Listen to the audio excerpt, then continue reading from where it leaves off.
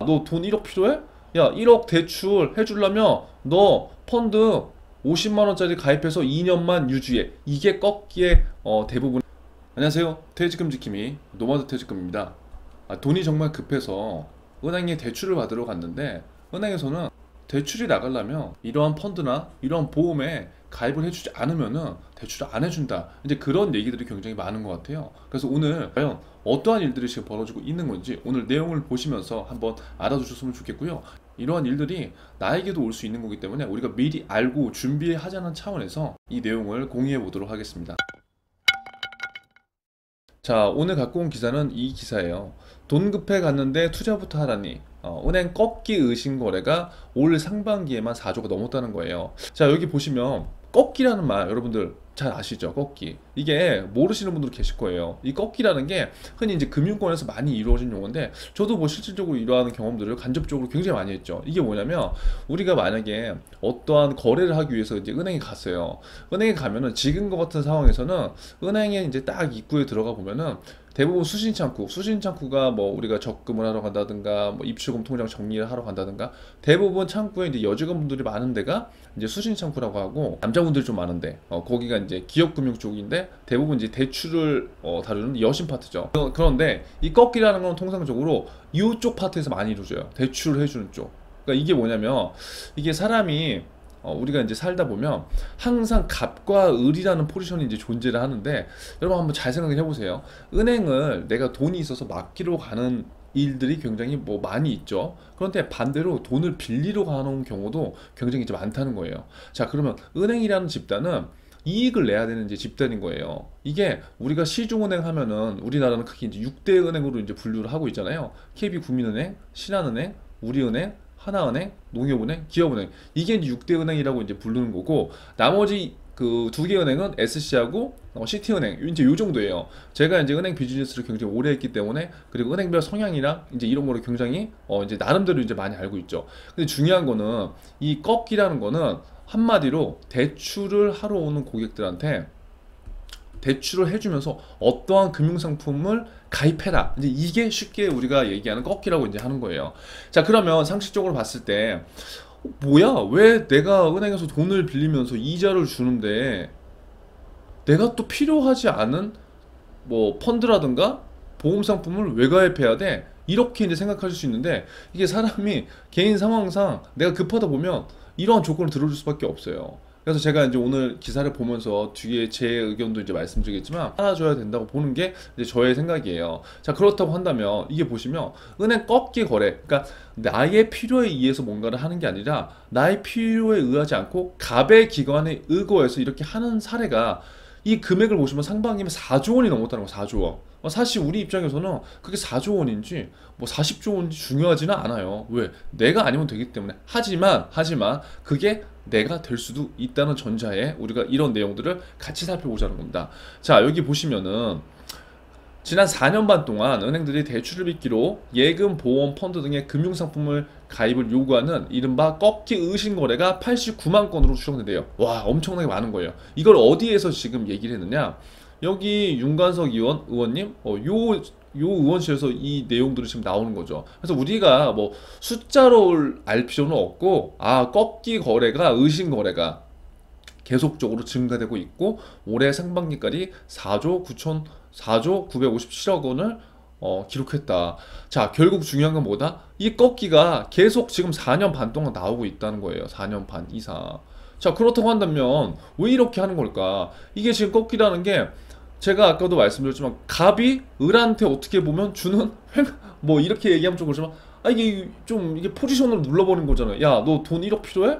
야, 1억 대출 해주려면 너 펀드 50만원짜리 가입해서 2년만 유지해. 이게 꺾기의 대부분 사례라는 거예요. 자, 그러면 어떤 사람이 1억이 필요한데, 이게 이 1억이 집 대출이에요. 예를 들어서 주택담보대출, 주담대. 그럼 주택담보대출로 인해서 또 다른 뭐 갭 투자를 예를 들어서 하려고 해요. 그럼 이 사람한테 필요한 건 이 돈은 정말 필요한 거겠죠. 그러면 이 사람이 펀드 50만원짜리 가입하더라도, 내가 지금 급하기 때문에 이 50만원 그냥 한다는 거예요. 그냥. 이해되시죠? 그러니까 이러한 것들이 계속적으로 비일비재하게 일어나고 있다는 거예요. 자, 그런데 중요한 게 이게 지금 금소법이 등장했는데 이 금소법은 금융소비자 이제 보호법이라는 거죠. 금융소비자 보호법.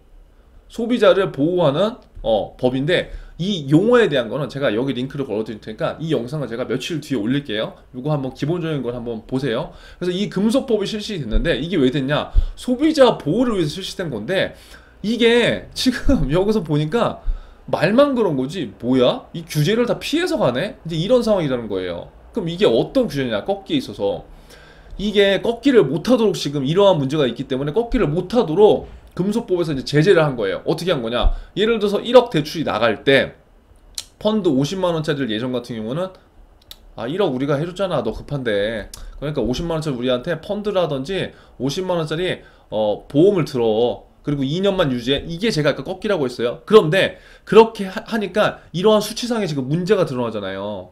그러면 어떻게 되겠어? 계속 물고 늘어지는 그 사람들이 있겠죠. 정치권에서도 그렇고 금융기관에서도 그렇고. 왜? 이런 것들을 바람직하지 않은 거니까. 그런데 이러한 것들이 금소법이 생긴 다음에 뭐냐면 대출 상품을 판매 전후 1개월 내에 금융소비자 의사에 반해 다른 금융상품을 강요하지 못하도록 돼 있다는 거예요. 이게 무슨 말이냐? 내가 지금 1억을 5월 지금 10월 달에 이제 대출을 받았어요. 그러면 예전 같은 경우에는 1억 대출 나가면서 그 앉은 자리에서 사장님 우리가 이렇게 해줬으니까 50만 원짜리 보험 하나 하세요. 2년 유지 조건이에요. 오케이? 이렇게 하고 그냥 넘어갔다는 거예요. 그런데 너무 말이 많어. 그리고 이러한 것들도 계속 지켜보는 눈도 많어. 그러니까 금소법이라는 제도 안에서 이건 안 돼. 너 이렇게 불안전 하면 절대 안 된다. 그래서 대출 상품 너희들이 이거 지금 1억 나갔으면 이 전 9월 달하고 11월 달 1개월 이내 다른 금융상품 이 사람한테 판매하지 마. 이제 이런 거예요. 왜? 이거 판매하면 우리가 꺾기로 볼 거야.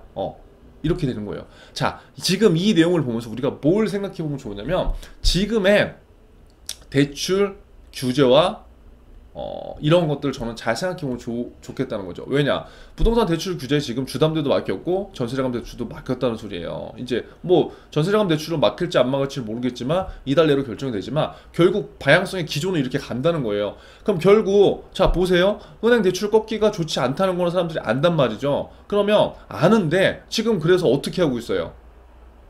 꺾기가 안 되나요?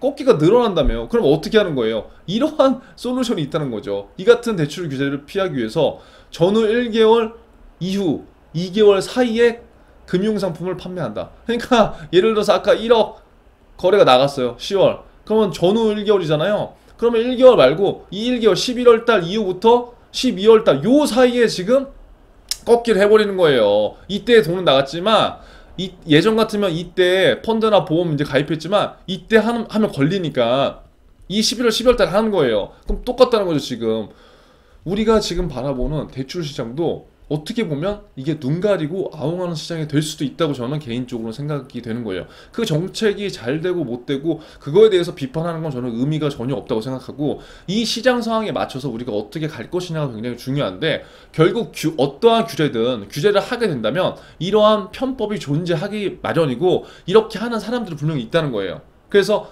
은행이 뭘 잘못했다 말다 제가 하고 싶은 얘기는 그 메시지가 아니라 규제를 뭔가 하면 자 보세요. 은행이라는 금융기관은 이익을 내야 되는 금융기관이죠. 이렇게 하는 꺾기를 하는 은행원분들이 하고 싶어서 할까요? 저는 아니라고 봐요. 이분들은 인센티브로 받는 직원들도 아니고요. 이분들은 그냥 월급 직원이에요. 월급 직원. 나중에 대출 나가면서 그 기업 중소기업 사장님들이 욕하면 욕 먹겠죠. 누가 먹어요? 직원분이 욕먹는 거예요. 근데 그 이익은 누가 갖고 가요? 금융기관이 갖고 가는 거죠. 그럼 본질적으로 이 문제의 원인은 어디에 있는 건가요? 원인은 금융기관이 고객들을 대하는 태도라든가 서비스 이러한 큰 틀을 바꿔야지 이러한 내용들이 다 변화될 수 있다는 거죠. 지금 흘러가는 주택시장, 지금 흘러가는 부동산 시장, 그 다음에 대출 시장도 마찬가지라는 거예요. 규제로 인해서 뭔가 계속적으로 눌려질 것 같지만 그 이면에 계속적으로 투자에 대한 변화, 투기 세력들은 계속적으로 규제가 없는 곳들을 찾아서 계속적으로 집값 상승을 견인했죠. 그런데 규제는 계속적으로 투기 세력만을 위해서 쫓아가고 있는 현실이며 지금 현재는 대출까지 지금 쪼이고 있는 상황이라는 거예요. 그래서 이것을 토대로 해서 제가 이제 느끼고 있는 건 뭐냐면 어떻게든 빈틈을 찾아가는 게 사람의 심리고 투자하는 사람들의 상황인 것 같다. 자, 그렇다고 한다면 이러한 상황에서 조금 더 정부라든가 조금 더 금융당국에서 이러한 본질적인 문제를 해결하기 위해선 어떻게 해야 하는 것이 좋을까라는 것들을 조금 더 궁극적으로 저는 생각해 봤으면 좋겠고, 우리가 이제 오늘 내용에서 알 거는, 여러분들 이제 금융권 가서 만약에 누가 나한테 대출 받으면서 이런 거 권한다고 한다면 우리 뭐다? 금소법을 지금 제가 간략하게 얘기한 걸 말씀드렸기 때문에 뭐야 이거 지금 그렇게 하면 안 되잖아요. 아유 왜 이러세요? 다음에 와서 할게요 라고 센스 있게 말씀하시는 그러한 약간의 센스를 보여주시면 좋을 것 같다. 특히 이러한 꺾기가 기업은행에서 많이 일어나는데, 기업은행에서 이게 왜 일어나냐면요, 은행별로 이게 방향성이 달라요. 기업은행은 중소기업들 대상으로 많이 이런 거래가 많이 일어나기 때문에 여기에서 대출이 많이 일어나거든요. 그래서 대부분 펀드보다도요, 대부분 반카슈랑스 보험으로 많이 꺾어요. 그래서 그거에 대한 좀 재밌는 얘기도 굉장히 많은데, 이거에 대한 것들은 제가 다음 영상에서 한번 또 다뤄보도록 하겠습니다. 그래서 아무튼 오늘 내용에서는 지금 정말 다 힘든데 지금 만약에 내가 대출 받으러 갔다가 또 투자를 하라? 이건 투자가 아니죠. 갑의 권위에 이끌려서 가는 거기 때문에 서로 누구한테도 저는 좋지 않다고 보고, 이러한 것들이 나한테 일어날 수 있으면 넌지시 기분 나쁘지 않게 좀 말씀해 주시는 센스를 보인다면 그 은행 직원분들도 살짝 놀라실 거예요. 그럼 더 이상 권유를 안 할 겁니다. 그래서 아무쪼록 오늘 내용 한번 확인해 보시고요. 오늘도 좋은 하루 되시길 바라겠습니다. 감사합니다.